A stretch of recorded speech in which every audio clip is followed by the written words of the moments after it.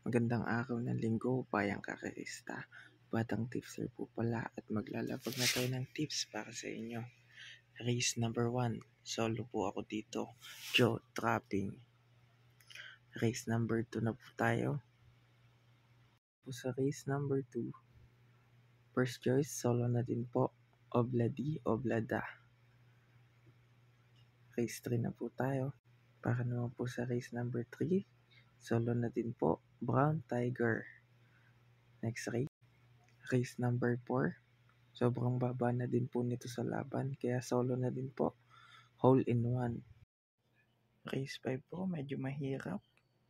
First choice po is Graceful Keep. Second choice, High Dollar. At third choice ay Ruby Bell. Ang first choice ko po dito ay itong malamang na couple entry na Velvet Haze at Elias Star. Second choice is Madam Mayhem. Third choice is Del Campo. Race 7, dalawa lang po ang pili natin dito. First choice, Paris with Bronze. Second choice, Lily Bell. Race 8, ang pili ko po dito ay Color Blast. First choice. Second choice is Cool Mom at Leo po yan. Third choice ay Queen Margot and Goji Go.